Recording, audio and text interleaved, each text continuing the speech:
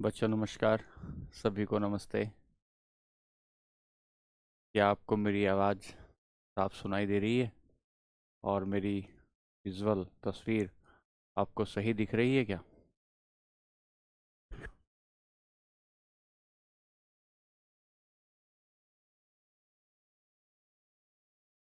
Principal Ram Ram ji. जय श्री राम। जय Hind sir. आइए बच्चों, तेज़ी से जुड़ते हैं और क्लास को शुरू करते हैं।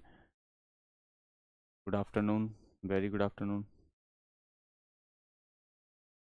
चलिए, तो उम्मीद करता हूँ कि पिछली 3 क्लासेस आपने देखी हैं।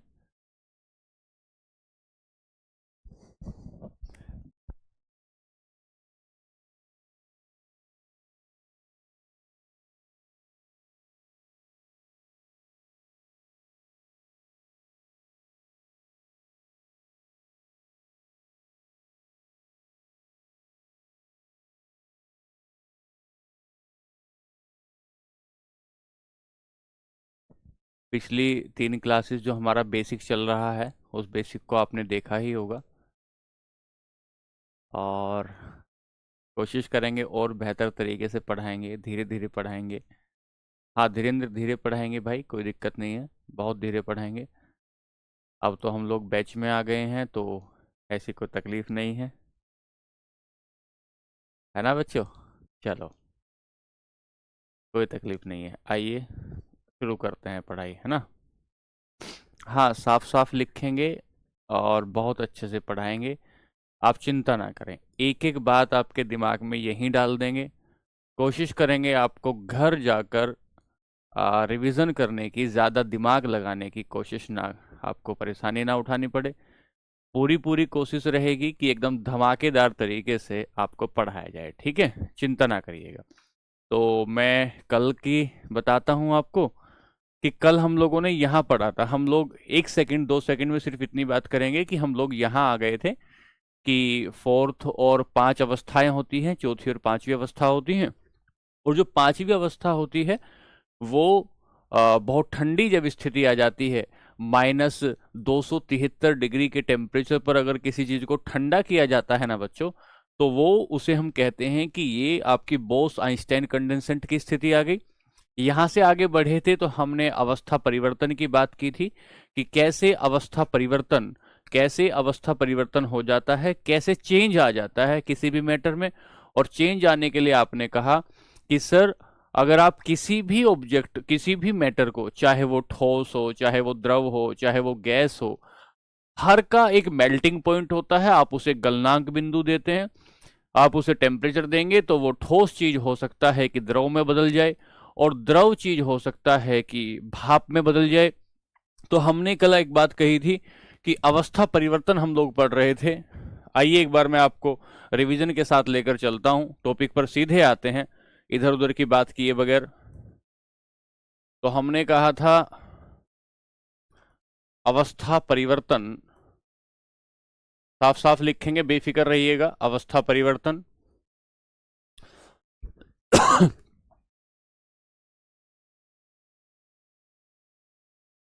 Change in stage, change in stages,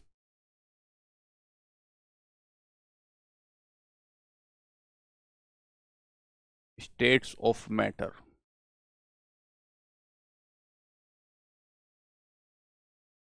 तो आपने पहली बात पढ़ी थी कि सर, किसी चीज को गलनांक बिंदु पर अगर ले आए, गलनांक बिंदु पर अगर ले आते हैं, मेल्टिंग पॉइंट पर अगर ले आते हैं, तो वो चीज अवस्था में बदल जाती है। और आपने कहा सर, अवस्था में कैसे बदल जाती है? तो ये कोई ठोस है, ठोस है, और ठोस को अगर आप टेम्परेचर दे दो तो ये द्रव में बदल सकता है, ये द्रव में बदल सकता है, ये सॉलिड है। और सॉलिड को टेम्परेचर देने के बाद ये लिक्विड में चेंज हो सकता है, ये लिक्विड में चेंज हो सकता है। सर, जिस पॉइंट पर, जिस तापमान पर ये जो आपका ये ठोस द्रव में तब्दील हो जाता है उसे गलनांक बिंदु कहते हैं। यहां तक की कल बात हो गई थी। दूसरी बात आपने कही थी क्वथनांक, और इस क्वथनांक को अभी पढ़ा नहीं रहा हूं, कल की ही बातें बता रहा हूं बच्चों। इस क्वथनांक को आपने बॉइलिंग पॉइंट कहा था कि ये बॉइलिंग पॉइंट है। बॉइलिंग पॉइंट का मतलब होता है जिस पर कोई द्रव तब्दील हो जाता है गैस में, जिस पर कोई द्रव तब्दील हो जाता है गैस में, जिसमें कोई जो आपका लिक्विड है वो बदल जाएगा, किसमें, गैस में बदल जाएगा, उसे ही हम क्या कहते हैं, उसे ही हम कहते हैं कि ये क्वथनांक बिंदु है। कई बच्चे बचपन में इस बात को लेकर बड़ी तकलीफ में रहते थे कि सर ये क्वथनांक क्या होता है। क्वथनांक शब्द जो आया ये कहां से आया याद नहीं रहता। दरअसल आपने घर में एक सुना होगा, जब जुकाम खांसी हो जाता है तो काढ़ा सुना होगा, काढ़े को ही क्वाथ बोलते हैं, काढ़े को ही क्वाथ बोलते हैं। तो जिस पॉइंट पर आकर काढ़ा कहते हैं ना कि भाई अभी बताएंगे परम शून्यताप क्या होता है, 2 मिनट रुको बच्चों। जिस पॉइंट पर आकर काढ़ा मतलब कोई भी द्रव किस में तब्दील हो जाता है, वाष्प में, गैस में तब्दील हो जाता है, तो उसे गैस में तब्दील होने पर उसे हम लोग क्वथनांक कहते हैं। यानी कि वह टेम्परेचर जिस पर कोई लिक्विड चेंज हो जाएगा गैस में, चेंज हो जाएगा गैसीय फॉर्म में, तो उसे हम क्वथनांक कहते हैं। अब यहां से आगे हम बढ़ें तो आपने कहा था सर, पॉइंट यहां चल रहा था कल की क्लास में कि वायु दाब का क्वथनांक पर क्या प्रभाव पड़ता है, वायु दाब का क्वथनांक पर क्या प्रभाव पड़ता है, ये हमने कल की क्लास में देख रहे थे कि इफेक्ट ऑफ एटमॉस्फेरिक प्रेशर, यहां से शुरू कर रहा हूं बच्चों पढ़ाना, effect of atmospheric pressure on boiling point. अब बच्चों एक बात समझना ध्यान से, पहले तो आपको यह बात समझनी होगी कि यह वायुदाब क्या होता है, और उसके बाद हम क्वथनांक तो देखकर ही आ रहे हैं। सुनो ध्यान से, वायु का आपके ऊपर जो दाब लग रहा है उसे ही वायु दाब कहते हैं। जो ऊपर से हवा हमारे ऊपर दबाव लगा रही है, प्रेशर लगा रही है, उसे ही वायु दाब कहते हैं। इसका मतलब यह है कि एक आदमी यहां खड़ा है, एक आदमी यहां खड़ा है, और एक आदमी यहां समुद्र में खड़ा हुआ है। तो यहां देखो कि इस आदमी के ऊपर, और ये पूरा का पूरा आपका वायुमंडल है। सुनना बच्चों, गौर करना, ये वायुमंडल है। इस वायुमंडल में इस आदमी के ऊपर इतनी हवा प्रेशर लगाती है, एक आदमी यहां खड़ा है उसके ऊपर इतनी हवा प्रेशर लगाती है, एक आदमी यहां खड़ा है उसके ऊपर इतनी हवा प्रेशर लगाती है, एक आदमी यहां खड़ा है उसके ऊपर इतनी हवा प्रेशर लगाती है, और एक आदमी यहां खड़ा है। अब बताइए कि हवा ज्यादा प्रेशर किस पर लगा रही होगी? आदमी number A, B, C, D, E, कौन से व्यक्ति पर सबसे ज्यादा प्रेशर लगेगा ये बताओ, कौन से व्यक्ति पर सबसे ज्यादा प्रेशर लगेगा ये बताइए, ध्यान से बताइए, बताइए तेजी से, कौन से व्यक्ति पर लगेगा? क्या मैं कहूं कि ई जो व्यक्ति होगा उस पर सबसे ज्यादा प्रेशर लग रहा होगा, ई व्यक्ति पर सबसे ज्यादा प्रेशर लगेगा? ई व्यक्ति पर प्रेशर लगने, यहां देखिए, यहां पर हवा, इतनी हवा प्रेशर लगा रही है, यहां इतनी हवा प्रेशर लगा रही है, यहां इतनी हवा आपके सिर पर प्रेशर लगा रही है, यहां इतनी हवा प्रेशर लगा रही है, और यहां इतनी हवा प्रेशर लगा रही है। तो क्या कहेंगे, आपके ऊपर प्रेशर जो लग रहा है, वायुदाब जो लग रहा है, गलत है बच्चों। वायुदाब सबसे ज्यादा ई पर लगेगा, सबसे ज्यादा ई पर लगेगा। पहले इसी बात को समझ लो, आप इसको नहीं समझ पा रहे हो। देखो ध्यान से, ध्यान से देखो कि ये पृथ्वी है, ये अर्थ है। मैं आपको पहले वायुदाब समझा रहा हूं, फिर आगे चलूंगा। और इस अर्थ पर यहां माउंट एवरेस्ट हो गई, ये कोई पठार हो गया, और इसी अर्थ पर कहीं यहां पर समुद्र हो गया, समुद्र हो गया, और यहां तक है हवा, ये है एटमॉस्फेयर, ये है वायुमंडल।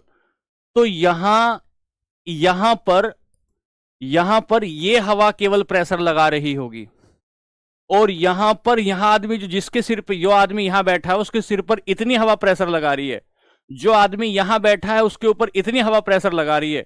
लेकिन ये जो पॉइंट होगा, ए पॉइंट ये कहा, बी पॉइंट ये कहा, सी पॉइंट ये कहा, डी पॉइंट मान लेते ये कहा, तो इसके ऊपर गहराई तक प्रेशर लग रहा है।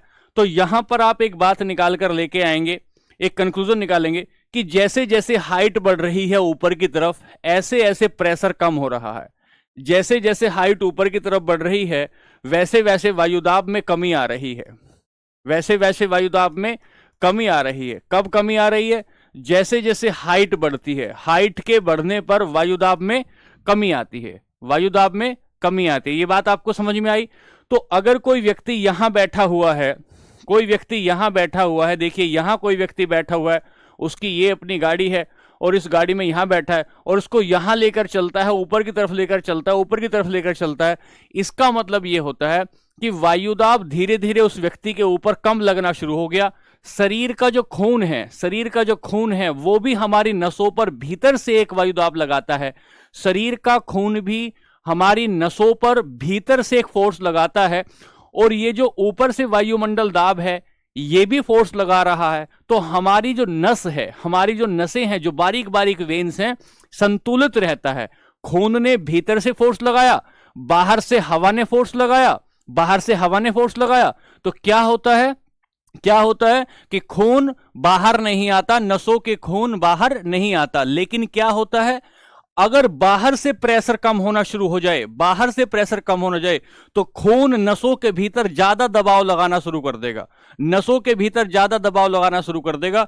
और धीरे धीरे जैसे जैसे प्रेशर कम होना शुरू हो जाएगा, जैसे जैसे प्रेशर कम होना शुरू हो जाएगा, वैसे वैसे भीतर से खून ज्यादा दबाव लगाएगा, ज्यादा दबाव लगाएगा। और ज्यादा दबाव लगाने की वजह से नाक से और कान से खून आना शुरू हो जाएगा, जैसे जैसे हम ऊपर चल रहे हैं। एक बात क्लियर हुई?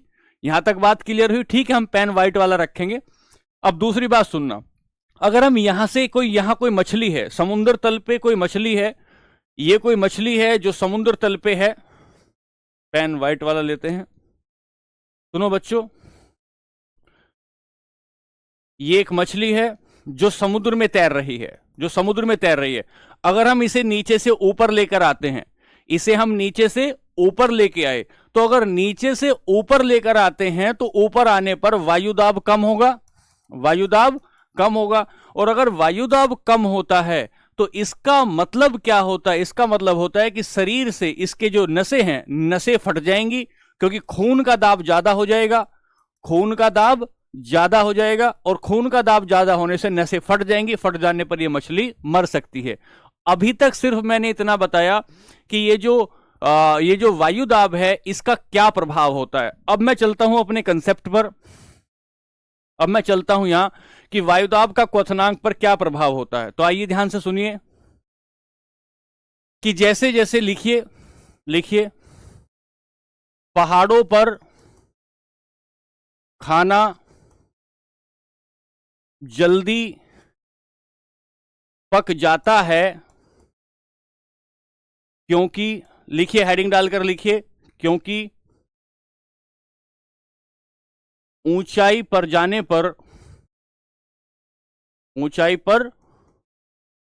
पर वायुदाब में कमी आती है, वायुदाब में कमी आती है और क्वथनांक कम हो जाता है, और क्वथनांक कम हो जाता है। इस बात को समझेंगे जरा ध्यान से, क्वथनांक कम हो जाता है।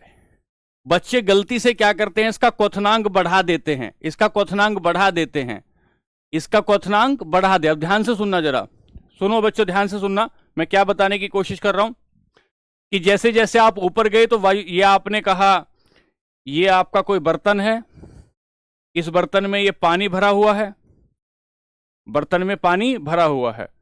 इसी बर्तन को आप कुछ हाइट पर लेकर गए, कुछ हाइट पर लेकर गए, हाइट पर लेकर गए तो ऊंचाई पर जब जाएंगे, ऊंचाई पर जब जाएंगे तो यहां से हाइट बढ़ने पर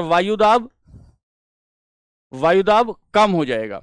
अगर वायुदाब कम हो जाता है तो इसके कणों के बीच की दूरी, इसके कणों के बीच की दूरी, वायुदाब कम होने पर आयतन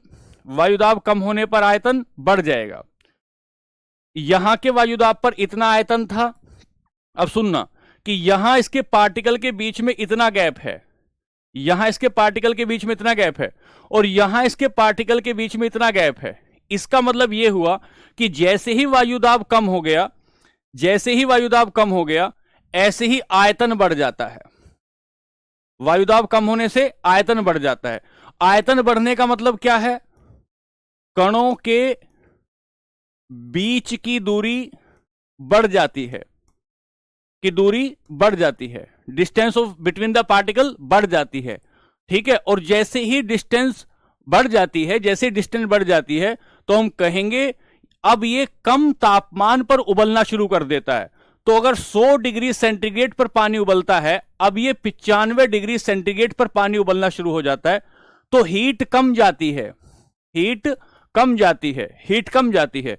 तो पानी उबलने से मतलब नहीं, पानी के भीतर जो खाना रखा है, खाना कब पकेगा? खाना तब पकेगा जब उसमें ज्यादा हीट जा रही होगी, जब उसमें ज्यादा हीट जा रही होगी। तो हीट पहले की तुलना में कम गई, तो हमने क्या पढ़ा? ऊंचाई बढ़ी, सबसे पहली बात ऊंचाई बढ़ी, वायुदाब कम हुआ, वायुदाब कम हुआ तो आयतन में वृद्धि हुई, आयतन में वृद्धि हुई तो ये क्वथनांक कम हो गया, और क्वथनांक कम हो गया तो हीट कम हो गई, और अगर हीट कम होती है इसका मतलब खाना देर में पकता है, खाना देर में पकता है। क्या ये बात मैं समझा पाया आपको? ये बात मैं समझा पाया? एक बात, दूसरी बात बताता हूं, दूसरी बात लिखो। ये बात क्लियर है क्या बच्चों? एक बार बताओ। हाँ ठीक है सुमित, रिवीजन कराया था एक बार, अभी समझ में आया कि नहीं? कम होने से क्वथनांक कम हो जाता है, खाना बिल्कुल ठीक है, बात क्लियर। कल और आज एक ही तो बात है कि ऊपर हाइट पर जाएंगे, हाइट पर जाएंगे तो जल्दी से खाना। हाँ इंग्लिश में लिखते हैं, अभी इंग्लिश में लिखते हैं। आइए, ये कल लिखा दिया था इसलिए नहीं लिख रहे हैं, तो लिखिए, इसको लिखते हैं प्रेशर कुकर में खाना वायुदाब अधिक होने के कारण, होने के कारण जल्दी पकता है। वायुदाब अधिक होने के, होने से, अधिक होने से क्वथनांक बढ़ने से, बच्चों इसी में आप गलत कर दोगे, खाना जल्दी पकता है। ये जो क्वथनांक बढ़ा तो इसी को क्या कहेंगे? Food take less time to cook in pressure cooker, in pressure cooker due to increase pressure, due to increase pressure and boiling point, and boiling point is increase। ये बात कल तक की यहां तक हो गई थी, ये बात कल तक की यहां तक हो गई थी। तो हमने पीछे क्या लिखा? पहाड़ों पर, अच्छा ये खाना जल्दी की जगह देर में लिखना। अरे सॉरी भाई सॉरी, ये यहां पर ये देर में पकता है, इसलिए कंफ्यूज हो रहे हैं आप। ठीक है, देर में पकता है, देर में पकता है, ठीक है, देर में पकता है, ये ऊपर लिख लीजिए। हाँ ठीक है सर, देख लिया, इधर देखो ना, इधर ये गलती से इधर जल्दी में इसको लिख दिया। ठीक है, बात समझे? यहां से आगे चलते हैं।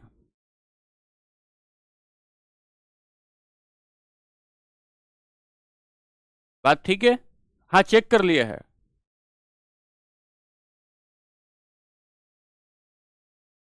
चलिए, यहां तक की बात कल हो गई थी, अब यहां से आगे चलते हैं, यहां से आगे चलते हैं।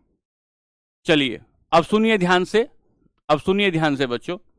पहली बात मैं बोलता हूं, पहला बोलता हूं सब्लिमेशन,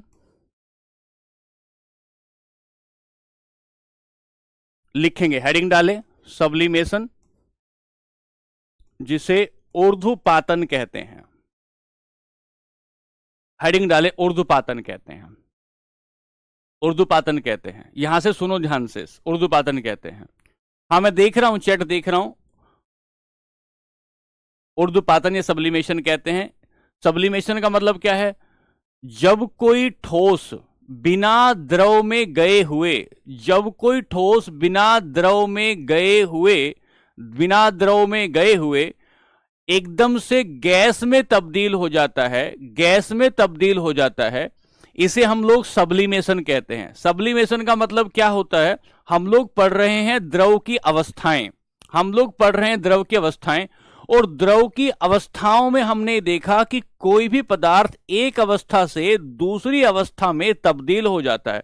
हाँ सर, तब्दील हो जाता है। बच्चों मैं सभी का कमेंट देख रहा हूं, मेरे को आप शांति से पढ़ाने दीजिए, सुनिए ध्यान से, ठीक है?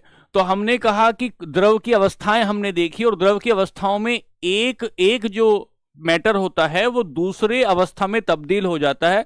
अगर आप उसे मेल्टिंग पॉइंट दे देते हैं, अगर आप उसे गलनांक बिंदु पर ले आते हैं तो कोई ठोस द्रव में तब्दील हो जाता है। आप उसे बॉइलिंग पॉइंट पर ले आते हैं तो कोई जो मैटर होता है वो वाष्प में तब्दील हो जाता है, वो वाष्प में वेपर में भी बदल जाता है। लेकिन एक ऐसी परिस्थिति होती है, एक ऐसी प्रोसेस होता है कि जिसे सब्लिमेशन कहते हैं। और सब्लिमेशन का मतलब होता है, सब्लिमेशन का मतलब होता है कि जब कोई ठोस किसी लिक्विड में ना बदले और डायरेक्ट गैस में बदल जाता है, डायरेक्ट गैस में बदल जाता है, तो इसे हम लोग सब्लिमेशन कहते हैं। बच्चों समझने की कोशिश करो, क्या कहा सब्लिमेशन? सब्लिमेशन एक प्रक्रिया, सब्लिमेशन एक प्रक्रिया जिसमें कोई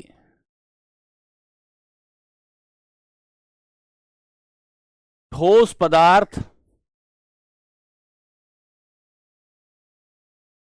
द्रव में बदले बगैर, लिखिए, द्रव में बदले बगैर सीधा गैस में बदल जाता है, सीधा गैस में बदल जाता है, गैस में बदल जाता है, उसे ऊर्ध्वपातन कहते हैं, उसे ऊर्ध्वपातन कहते हैं, उसे सब्लिमेशन कहते हैं, उसे सब्लिमेशन कहते हैं। तो हमने कहा सब्लिमेशन क्या कहा, तो एग्जाम्पल लिखेंगे इसके, उदाहरण, कपूर, अभी इंग्लिश में लिखेंगे, नौसादर, कपूर, नौसादर इत्यादि। अभी आगे जाकर देखेंगे।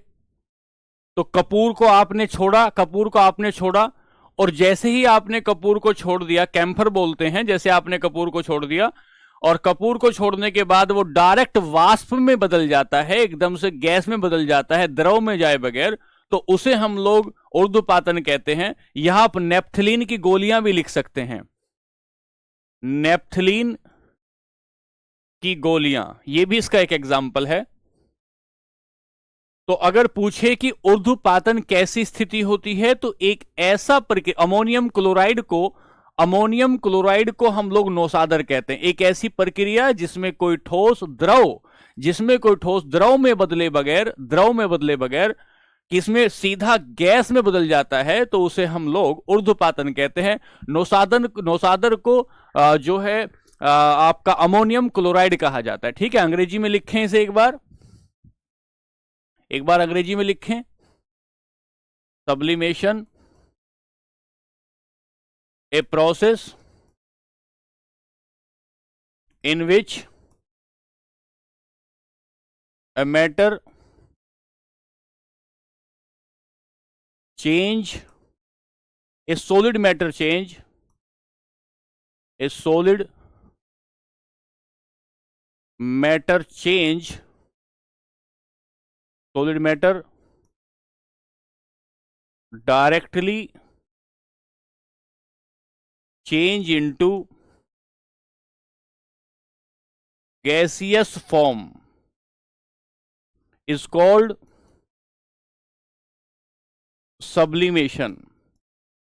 बच्चों ध्यान से सुनो, भाइयों ध्यान से सुनो, सब्लिमेशन एग्जाम्पल कैम्फर, कपूर कहते हैं, या टेबलेट्स ऑफ नेप्थलीन कहो, या अमोनियम क्लोराइड या नौशादर कहो।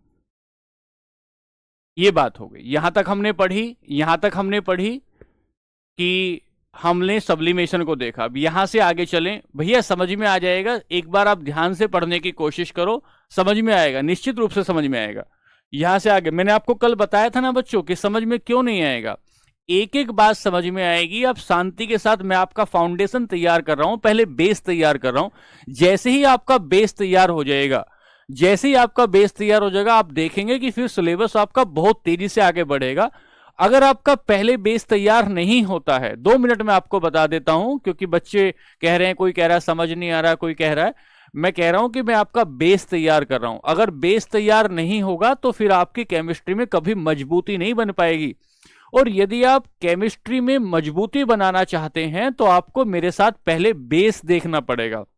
अगर आप अब से पहले जैसे भी आपने केमिस्ट्री पढ़ी है, आपने रटा होगा, रटने के बगैर आपने कई बार इस तरीके से पढ़ा कि वो पेपर में आप भूल गए। यदि आप बेहतर स्कोर करना चाहते हैं तो आपको कंसेप्ट पढ़ना पड़ेगा, और जब आप कंसेप्ट पढ़ते हैं तो उसमें थोड़ा वक्त लगेगा। मुझे मेरे तरीके से पढ़ाने दीजिए और आप बेहतर तरीके से ढंग से पढ़िए, ठीक है ना, समझे ध्यान से। चलिए अब आगे चलते हैं। अब यहां से आगे चलेंगे, वाष्पीकरण, यह भी अवस्था परिवर्तन की एक स्थिति है, इवेपोराइजेशन। सुनिए ध्यान से, वाष्पीकरण क्या होता है? वाष्पीकरण होता है जिसमें कोई गैस, अगर हम लोग कहें कि कोई द्रव जो है वो गैस में तब्दील हो जाता है, उसे ही हम वाष्पीकरण कहते हैं। तो वाष्पीकरण का मतलब होता है कि अगर कोई लिक्विड, कोई द्रव तब्दील हो जाए किसी में, अपने गैस में तब्दील हो जाए, इसे वाष्पीकरण कहते हैं। सर एग्जाम्पल से समझिएगा ध्यान से। एग्जाम्पल यह है कि जब हम गर्मियों सर्दी में नहाते हैं तो हमारे शरीर से भाप उठती है। जब हम बाथरूम से निकलकर आए और हमारे शरीर में भाप उठी तो हमने देखा कि सर ये तो हमारे शरीर से वाष्पीकरण हो रहा है, एक बात। दूसरी बात हमने देखी कि किसी भी तालाब से, नदी से, जोहड़ से जो पानी होता है वो पानी धीरे धीरे उड़ता रहता है, और पानी उड़ने के बाद उसके बादल बन जाते हैं। तो सर ये बादलों तक पानी गया कैसे? बादलों तक पानी जाने के लिए एक प्रक्रिया हुई जिसे वाष्पीकरण कहा गया, जिसे आपने वाष्पीकरण कहा। सर जब मैं चाय बनाता हूं तो चाय बनाते बनाते उसमें से ऊपर भाप उठना शुरू हो जाती है। वो जो भाप ऊपर उठना शुरू हो जाती है उसमें से, वो वाष्पीकरण है एक प्रकार का। जब आप नहाने के लिए सुबह जो है एक रोड लगाते हैं पानी में, और पानी में रोड लगाने के बाद धीरे धीरे उससे क्या उठना शुरू हो जाता है, धीरे धीरे उससे भाप उठनी शुरू हो जाती है। तो यही कहते हैं कि ये एक प्रकार का वाष्पीकरण है। अब तकलीफ यह आती है, इससे पहले आपने एक बात समझिए, ध्यान से सुनिएगा। तकलीफ यह आती है कि आपने अभी तो सुना है क्वथनांक, और क्वथनांक क्या होता है? Boiling point. क्वथनांक क्या है? बॉइलिंग पॉइंट है। सर क्वथनांक बॉइलिंग पॉइंट है, इसका मतलब यह है क्वथनांक में क्या हो रहा था? कोई द्रव किस में तब्दील हो रहा था? गैस में। और यहां क्या हो रहा है? कोई द्रव किस में तब्दील हुआ? गैस में। तो फिर इन दोनों में अंतर क्या हुआ? अंतर यह समझना है कि क्वथनांक बिंदु पर पहुंचे बगैर, इतना टेम्परेचर दिए बगैर, क्वथनांक बिंदु पर पहुंचे बगैर अगर कोई चीज द्रव से गैस में बदल जाती है तो उसे वाष्पीकरण कहते हैं। इसका मतलब क्या हुआ? इसका मतलब यह हुआ कि जब आप अपने कपड़े धो रहे हैं और कपड़े धोने के बाद आपने सुखा दिए, आपने उसे कोई टेम्परेचर नहीं दिया, बिना टेम्परेचर दिए हुए ही कपड़े अपने आप 1 दिन में 2 दिन में सूख जाते हैं, तो यह वाष्पीकरण हो गया। ये वाष्पीकरण हो गया। एक बात। दूसरी बात, जब आप पोछा लगाते हैं अपने घर में, पोछा लगाने के बाद माताजी ऊपर से पंखा चला देती है, आपने कोई टेम्परेचर थोड़ी दिया, बिल्कुल आपने कोई टेम्परेचर नहीं दिया। टेम्परेचर नहीं दिया उसके बावजूद भी आपका फर्श सूख गया है, फर्श सूख गया। फर्श सूखा किस वजह से? पंखा आपने चलाया। तो सर फर्श सूखा वाष्पीकरण की वजह से। जब आप अंतर क्या पैदा हुआ कि क्वथनांक बिंदु पर पहुंचे बगैर ही यदि कोई द्रव किसी गैस में तब्दील हो जाता है, तो इसका मतलब है वो वाष्पीकरण हो रहा है, दूसरी बात मैं बताता हूं। जैसे मम्मी कहती है कि आपने कपड़े लिए, कपड़े को फैला फैला के सुखाओ। जब कपड़े को फैला फैला कर सुखाते हैं तो वाष्पीकरण ज्यादा जल्दी से हो जाता है। तो हमने यहां समझा कि क्वथनांक तो वो एक टेम्परेचर पॉइंट होता है जिस पर कोई द्रव किसमें, गैस में तब्दील हो जाता है। लेकिन वाष्पीकरण में किसी भी टेम्परेचर पर, वाष्पीकरण किसी भी टेम्परेचर पर हो सकता है, कोई निश्चित टेम्परेचर इसके लिए नहीं होता। तो हमने कहा लिखें जरा, इसको लिखें। वाष्पीकरण, वेपराइजेशन, किसी द्रव का क्वथनांक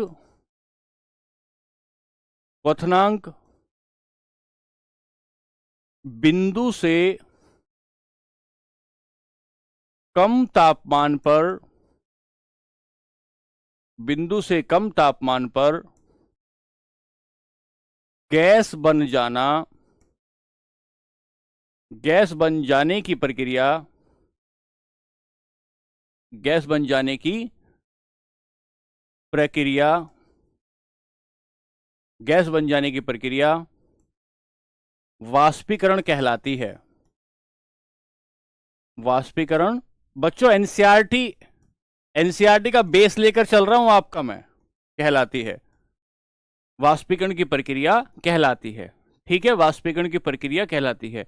पेट्रोल का वाष्पन होता है, उसके बाद में 1 मिनट में देखेंगे। तो लिखिए, क्वथनांक बिंदु पे कम तापमान पर गैस बन जाने की प्रक्रिया वाष्पीकरण कहलाती है। उदाहरण, कपड़ों का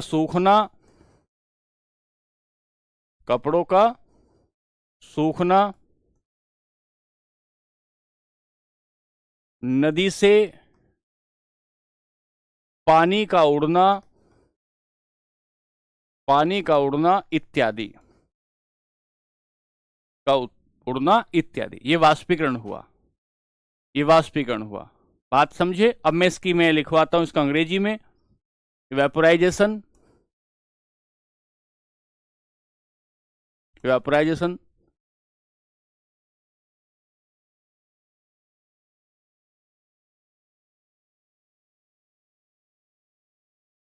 a process in which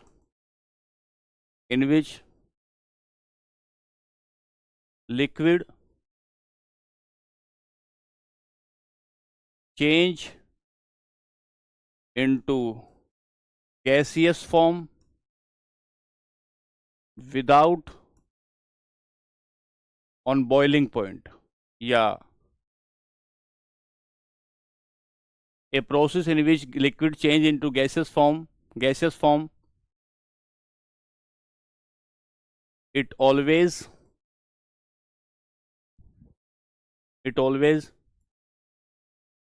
less from boiling point.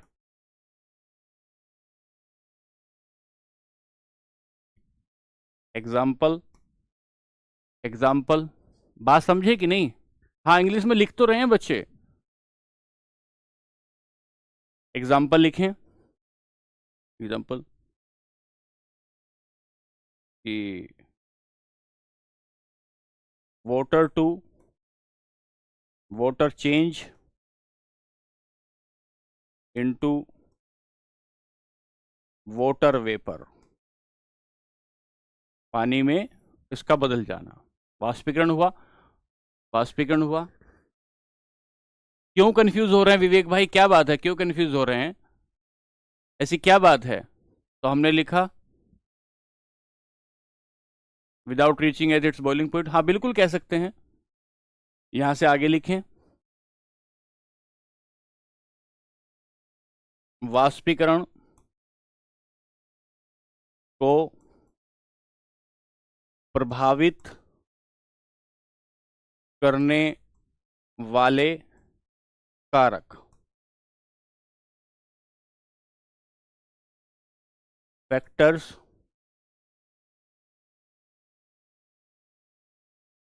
affected to vaporization।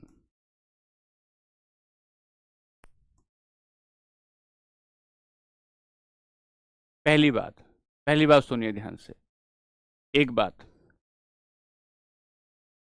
Area क्षेत्रफल, सतह का क्षेत्रफल, सतह का क्षेत्रफल, ध्यान से सुनिए, ध्यान से सुनेंगे, अगर कमेंट में ध्यान लगाते रहेंगे तो कैसे भाई समझ में आएगा, ये बताइए आप, है ना, कैसे समझ में आएगा? धीरे धीरे धीरे धीरे आप जो है समझेंगे मेरे साथ, एक एक जो है कनेक्टिविटी मेरे साथ बनेगी, कनेक्टिविटी बनेगी, उसके बाद हम लोग बेहतर तरीके से समझ पाएंगे। अगर आप सारा दिमाग कमेंट बॉक्स में लगा देंगे तो समझ कैसे पाएंगे, और मैं आपको कैसे बेहतर तरीके से समझा पाऊंगा? बेहतर तरीके से समझाने के लिए, बहुत अप्लाइड केमिस्ट्री पढ़ाने के लिए, ठीक है, तो मेरे को तो थोड़ा सा आपको बताना पड़ेगा ना। चलिए नोट्स बनाते चलें, नोट्स बनाते चलें, यहां से आगे चले।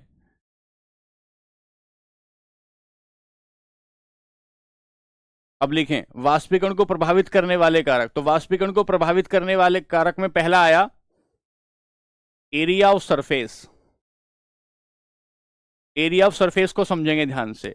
ये आपका एक गिलास था, ये आपका गिलास था, इस गिलास में आपने खीर डाली, इस गिलास में आपने खीर डाली, और मम्मी ने ठंडी करने के लिए थाली में खीर डाल दी, थाली में खीर डाली। अब ये बताइए मुझे, ये बताइए कि यहां से यहां जाने पर एरिया घटा या बढ़ा? एरिया बढ़ गया। और अगर एरिया बढ़ गया, बताइए यहां से कि यहां से जाने पर ग्लास से थाली में आपने जब खीर डाली, और जो खीर आप खाना चाहते थे, ये जैसे ही थाली में डाली, तो थाली में डालने के बाद इस थाली का एरिया बढ़ गया। अगर थाली का एरिया बढ़ गया तो इसका मतलब यह हुआ कि वाष्पीकरण ज्यादा होगा या कम होगा? वाष्पीकरण ज्यादा होगा या कम होगा? अगर वाष्पीकरण एरिया पर निर्भर करता है तो जैसे जैसे एरिया को बढ़ाएंगे, जैसे जैसे एरिया को बढ़ाएंगे, ऐसे ऐसे वाष्पीकरण क्या हो जाएगा? बढ़ता चला जाएगा। मम्मी ने आपको कहा कि ये ले कपड़े बाल्टी में और जाके इन्हें सुखा दे, और जिस तरीके से मम्मी ने निचोड़ रखे थे, आपने बिना उनको खोले हुए ऐसे के ऐसे ही डाल दिया अपनी रस्सी पर। ये जो रस्सी थी, आपने इस रस्सी पर बिना खोले हुए डाल दिया। तो ये, और दूसरी बात ये हुई, दूसरी कंडीशन ये बनी कि दूसरी कंडीशन में आपने कपड़े को फैलाकर सुखाया, तो कौन सी स्थिति में कपड़ा जल्दी सूख जाएगा? कौन सी स्थिति में कपड़ा जल्दी सूख जाएगा? सर, यहां आपने बिना कपड़े को झटके हुए, बिना कपड़े को फैलाए हुए सुखाया है, तो यहां एरिया कम है, और अगर एरिया कम है तो वाष्पीकरण कम होगा। और दूसरी बात, आपने यहां कपड़े को फैलाकर सुखाया तो जल्दी से सूख जाएगा कपड़ा, और अगर जल्दी से सूख गया, इसका मतलब यहां एरिया ज्यादा है, इसका मतलब यह होता है कि एरिया अगर ज्यादा होगा, क्षेत्रफल अगर सतह का ज्यादा होगा, तो जल्दी से कपड़ा सूखेगा, और कपड़ा सूखने का मतलब है कि वाष्पीकरण की दर ज्यादा होगी। तो हम एक बात ऐसे नोट कर सकते हैं कि वाष्पीकरण का सीधा संबंध होगा सतह के क्षेत्रफल से। यहां क्या कहेंगे? वेपराइजेशन अनुक्रमानुपाती होगा किसके? एरिया ऑफ सरफेस के। जब अभी तक आपने देखा होगा, जब ये वाला लग जाता है, जैसे आप कहेंगे कि जितनी पढ़ाई करोगे उतनी तरक्की होगी, जितनी पढ़ाई करोगे उतनी तरक्की होगी। इसका मतलब होता है कि अगर ये बढ़ेगा तो ये भी बढ़ेगा, ये घटेगा तो ये घटेगा, ये घटेगा तो ये घटेगा। अब दूसरी बात, जितनी पढ़ाई करोगे उतनी तरक्की होगी, और दूसरी बात, जितनी पढ़ाई करोगे उतनी उतनी जो है लोग बुराई कम करेंगे, लोग बुराई कम करेंगे।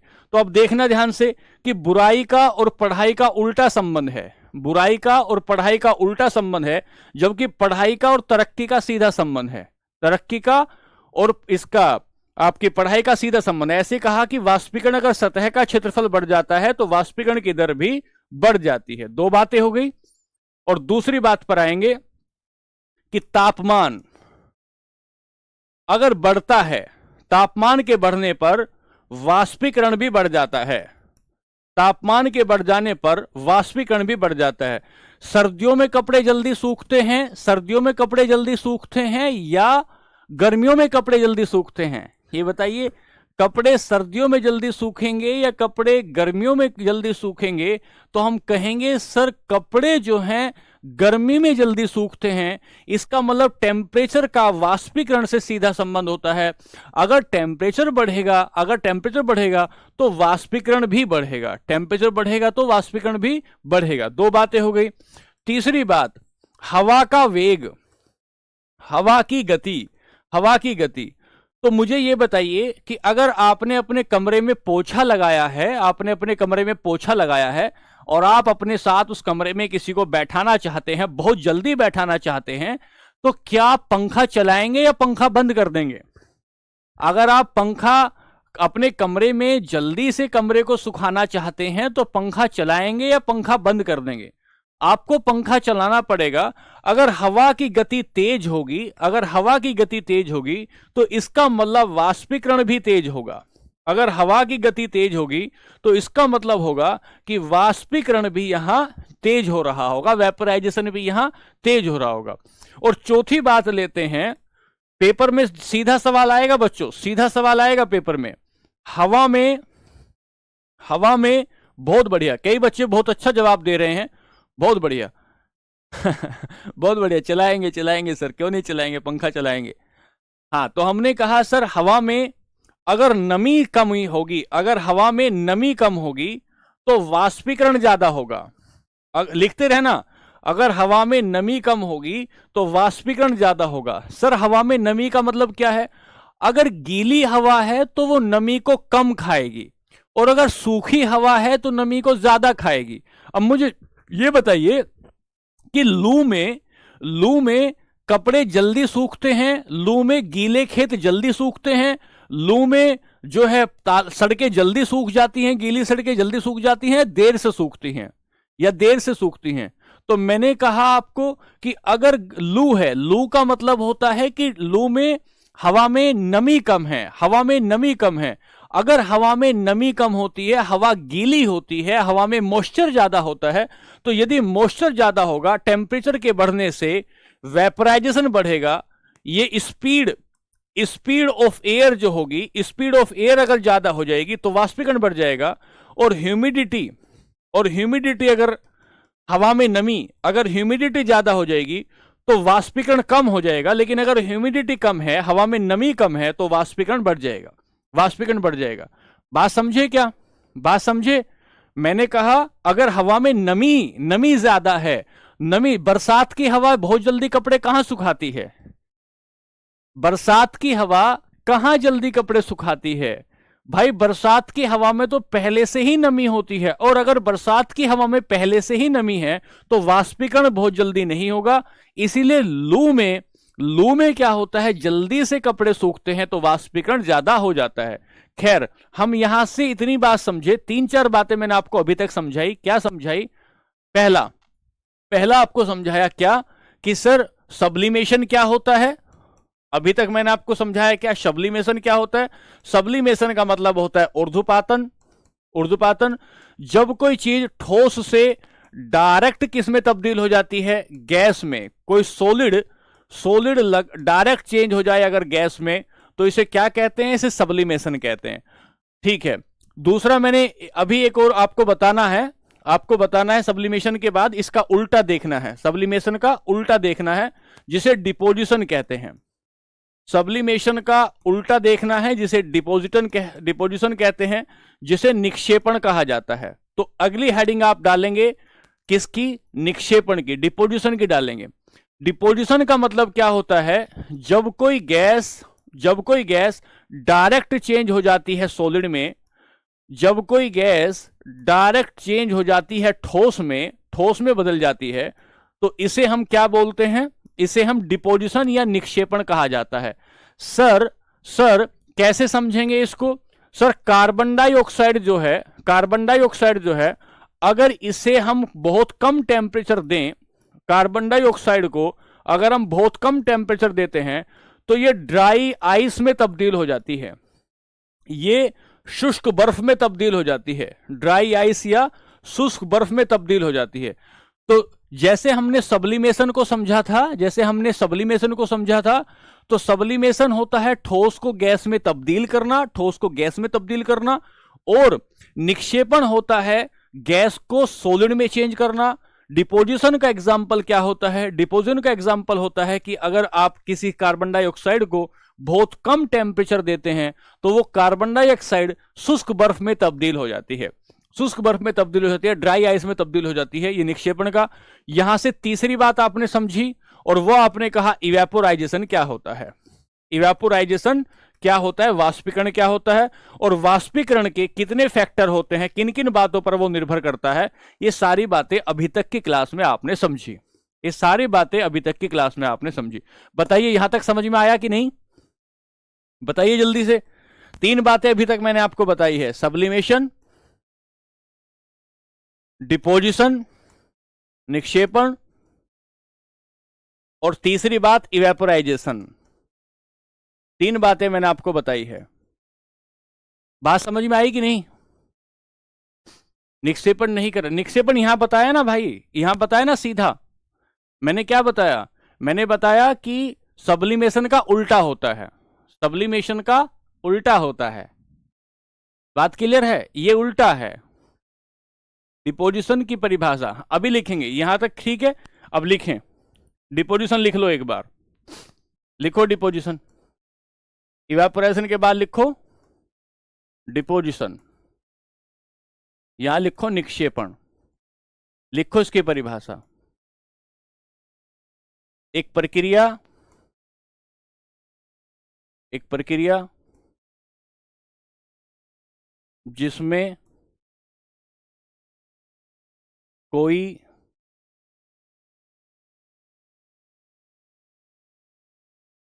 गैसीय पदार्थ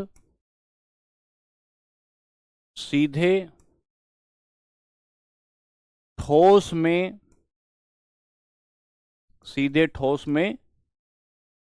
बदल जाता है, उसे निक्षेपण कहते हैं। जैसे कार्बन डाइऑक्साइड का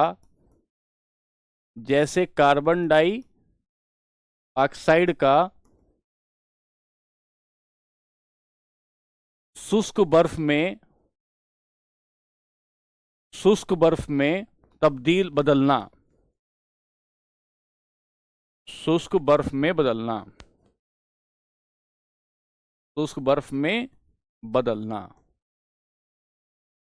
बर्फ में बदलना।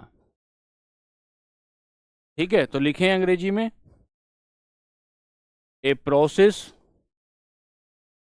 Eight which gas directly change into solid. और एग्जाम्पल लिखा CO2 का ड्राई आइस में चेंज होना।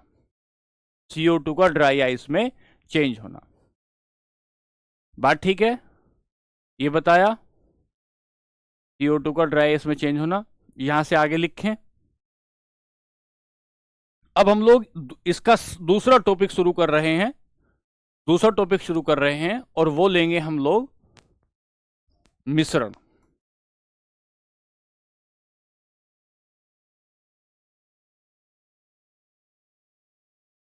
तो अब ध्यान से सुनिएगा बच्चों, ध्यान से सुनिएगा।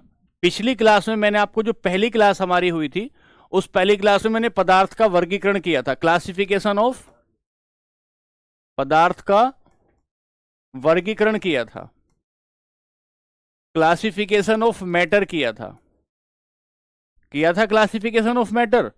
इस क्लासिफिकेशन ऑफ मैटर में मैंने एक किया था भौतिक वर्गीकरण। भौतिक वर्गीकरण, भौतिक वर्गीकरण का मतलब क्या था? Physical classification. बच्चों ध्यान से पढ़ना, प्यारे बच्चों ध्यान से पढ़ना, एक एक बात धीरे धीरे समझाऊंगा, चिंता मत करना। फिजिकल क्लासिफिकेशन, और ऐसे बताया एक मैंने आपको रासायनिक क्लासिफिकेशन या रासायनिक वर्गीकरण। और जब मैं आपको रासायनिक वर्गीकरण पढ़ा रहा था तो केमिकल क्लासिफिकेशन। जब मैं भौतिक वर्गीकरण करने गया तो मैंने आपको 5 स्टेज बता दी। सॉलिड बताई, लिक्विड बताई, गैस बताई, प्लाज्मा बताई, और उसके बाद बोस आइंस्टाइन कंडेंसेट बताई। और इन सब का मैंने आपको फिर क्या बताया, एक अवस्था से दूसरी अवस्था में ये कैसे तब्दील हो जाती हैं। तो मैंने ये भी बताया कि स्टेज कैसे चेंज होती है, स्टेज कैसे चेंज होती है ये भी बताया, और क्या क्या उसके प्रोसेस होते हैं ये भी बताया। अब आज की क्लास में हम रासायनिक वर्गीकरण पढ़ेंगे, रासायनिक वर्गीकरण पढ़ेंगे। और ये जो रासायनिक वर्गीकरण होगा, ये जो रासायनिक वर्ग, इससे एक चीज और बतानी है इसमें अभी। ये जो रासायनिक वर्गीकरण पढ़ेंगे, इस रासायनिक वर्गीकरण में हम पढ़ेंगे, रासायनिक वर्गीकरण में हम पढ़ेंगे पदार्थ, और इस पदार्थ में हम पढ़ेंगे शुद्ध पदार्थ, शुद्ध पदार्थ, और एक इसमें पढ़ेंगे अशुद्ध पदार्थ, अशुद्ध पदार्थ, प्योर और इम्प्योर मैटर, प्योर और इम्प्योर मैटर, इम्प्योर। अब यहां जब मैं स्टेज चेंज करने जा रहा था तो यहां मैंने आपको डिपोजिशन बताया, वेपराइजेशन बताया। अब डिपोजिशन में एक चीज और लिखनी है आपको, एक चीज और लिखनी है, और वो लिखें संघनन। फिर मैं आपको रासायनिक वर्गीकरण पढ़ाता हूं, संघनन, कंडेंसेशन। इसको ध्यान से पढ़ लीजिएगा, मोस्ट इंपोर्टेंट है भाई, मोस्ट इंपोर्टेंट है। देखो ध्यान से सुनना, ये कोई तालाब है, ये कोई तालाब है। इस तालाब पर यहां सूर्य की किरणें पड़ी, तालाब पर सूर्य की किरणें पड़ी, सूर्य की किरणें, और यहां से हुआ वाष्पीकरण, यहां से हुआ वाष्पीकरण। ये पानी ऊपर की तरफ चला, ये पानी ऊपर की तरफ चलने लगा। जब ये पानी ऊपर की तरफ चलने लगा तो जैसे जैसे आप धरती से ऊपर की तरफ जाएंगे, जैसे जैसे आप धरती से ऊपर की तरफ जाएंगे, तो 165 मीटर ऊपर जाकर 1 डिग्री सेंटीग्रेड तापमान कम होगा, 1 डिग्री सेंटीग्रेड तापमान कम होगा। 165 मीटर ऊपर जाने पर 1 डिग्री सेंटीग्रेड तापमान में कमी आएगी, 1 डिग्री सेंटीग्रेड तापमान में कमी आएगी। इसका मतलब यह होगा कि जैसे जैसे आप यहां से ऊपर गए, जैसे जैसे यहां से ऊपर गए, ऐसे ऐसे टेम्परेचर कम हो गया, और टेम्परेचर कम होने पर ये जो वाष्प थी, ये जो वाष्प थी, ये वाष्प ऊपर जाकर बादल बन जाएगी, ये वाष्प ऊपर जाकर बादल बन जाएगी। तो अगर ये इस वाष्प को कहें, इस वाष्प को कहें, मैं सबके कमेंट देख रहा हूं बच्चों, आप ध्यान से पढ़ने में दिमाग क्यों नहीं लगा रहे हैं? क्या दिक्कत आ रही है आपको, बताइए। कोई कहता है मेरा ओबीसी का सर्टिफिकेट नहीं है, कोई कहता है अब मेरा कमेंट नहीं देख रहे हैं। बच्चों ध्यान से नहीं पढ़ोगे तो कैसे काम चल पाएगा?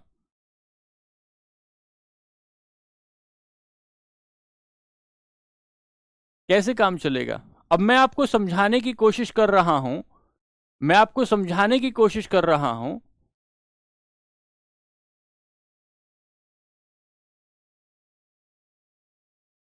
पढ़ो ध्यान से, कि जैसे ये वाष्प थी, ये वाष्प जाकर बदल गई द्रव में, और फिर बादल से बूंदे गिरना शुरू हो गई, नीचे की तरफ बूंदे गिरना शुरू हो गई। तो वाष्प का पानी में बदलना, वाष्प का पानी में बदलना क्या कहलाता है? संघनन कहलाता है। वाष्प का पानी में बदलना संघनन कहलाता है। तो लिखें, ये कल हम लोग क्लासिफिकेशन करेंगे, लेकिन उससे पहले संघनन पढ़ लीजिए। कंडेंसेशन, इसकी हेडिंग लिख लीजिए। क्या कहते हैं कि वाष्प का द्रव में बदलना संघनन कहलाता है। वाष्प का द्रव में बदलना संघनन कहलाता है। The process at which in which gas change into liquid is called condensation, संघनन कहलाता है। और उदाहरण दिया आपने बादल का बनना, फॉर्मेशन ऑफ क्लाउड्स। दूसरा, पानी की बूंद, जो पानी की बूंद होती है वो भी संघनन का ही एग्जाम्पल है। पानी की बूंद, तो क्या कहेंगे? Water due. ये खेत में जाते हो तो पाला पड़ता है, पाला पड़ना, पाला, फ्रोस्ट। ये सब किसके एग्जाम्पल हुए? सारे के सारे एग्जाम्पल हुए संघनन के। तो यहां हम लोग आज की क्लास को रोकेंगे और एक बार आपको ये बताएंगे, कंप्लीटली आपको एक बात बताएंगे कि आज की क्लास में हमने आपको सब्लिमेशन, ऊर्ध्वपातन पढ़ाया। सब्लिमेशन के साथ साथ डिपोजिशन, निक्षेपण पढ़ाया, इवेपोराइजेशन, वेपोराइजेशन पढ़ाया। और वेपोराइजेशन में हमने आपको बताया कि वेपोराइजेशन में किन किन बातों पर निर्भर करता है। 4 बातों पर निर्भर बताया: तापमान पर, सतह पर, उसकी आर्द्रता, हवा की आर्द्रता कितनी है, और हवा में हवा की गति कितनी है, ये बताया। और अल्टीमेटली हमने आपको बताया कंडेंसेशन किसे कहते हैं, कंडेंसेशन किसे कहते हैं। ये हमारा एक टॉपिक खत्म हुआ। और कल की क्लास में हम लोग इसके आंसर, क्वेश्चन आंसर लेंगे। कल की क्लास में पीवाईक्यू लेंगे, और पीवाईक्यू के बाद अगला टॉपिक जो शुरू करेंगे वो अगला टॉपिक होगा हमारा ये जो आपका पदार्थ का जो निक्षेपण था, पदार्थ का जो वर्गीकरण था, रासायनिक वर्गीकरण। इधर तो नहीं आ रहा है ये वाला, ये तो नेक्स्ट टॉपिक जो हमारा होगा वो ये होगा। ठीक है बच्चों, समझ में आया आपको?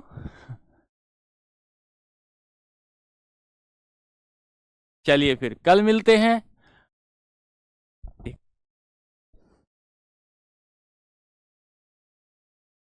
हाँ, कल तो ऑफ रहेगा। परसों हम लोग मिलेंगे और धीरे धीरे केमिस्ट्री को मजबूत करेंगे। आप चिंता मत करिए, धीरे धीरे केमिस्ट्री को मजबूत करते चलेंगे। मेरे को बेसिक पढ़ाने दीजिए। सभी के कमेंट में पढ़ रहा हूं, बहुत अच्छे कमेंट है, सबको बहुत अच्छे से समझ में आ रहा है, बहुत बढ़िया से समझ में आ रहा है। मुझे बहुत अच्छा लगा, आप लोग इतने अच्छे तरीके से पढ़ रहे हैं। फिर मिलते हैं, आज के लिए नमस्ते, खुश रहिए, आनंदित रहिए, सबको नमस्कार।